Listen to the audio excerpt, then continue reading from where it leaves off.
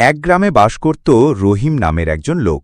সে খুবই অলস ছিল, জীবনে কোনো কাজকর্ম করত না। সকালের সূর্য ডুবে যেত, তবুও সে ঘুম থেকে উঠত না। পাড়া প্রতিবেশীরা তাকে উপহাস করত, বলত, রহিম, অলসতা ছেড়ে কিছু একটা করো। কিন্তু রহিম বলত, আরে ভাই, জীবনের কি বা হবে এত কষ্ট করে? খাই দাই ঘুমাই, এতেই তো শাস্তি। তার মা প্রতিদিন তাকে খাওয়াতেন, যত্ন নিতেন। কিন্তু একদিন তার মা অসুস্থ হয়ে পড়লেন, আর খাবার জোগাড় করার কেউ রইল না। রহিম তখন বুঝতে পারল অলসতা তার জীবনে কত বড় অভিশাপ হয়ে দাঁড়িয়েছে। পেটের টানে একদিন মাঠে গেল কাজ খুঁজতে, কিন্তু কোনো কাজেই সে ঠিকভাবে পারছিল না। সবাই তাকে ফিরিয়ে দিচ্ছিল।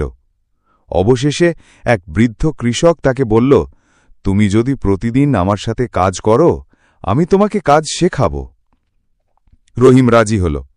শুরুতে কষ্ট হলেও ধীরে ধীরে সে কাজ করতে শিখল। তার ভেতরের অলসতাকে হার মানিয়ে সে হয়ে উঠল এক পরিশ্রমী মানুষ। বছরখানেকের মধ্যেই সে নিজেই একটা ছোট জমি নিয়ে চাষাবাদ শুরু করল। আজ সেই রহিমই গ্রামের একজন সফল কৃষক। আর সবাই তাকে দেখে বলে, সত্যি, পরিশ্রম করলে জীবনে কিছু না কিছু পাওয়া যায়।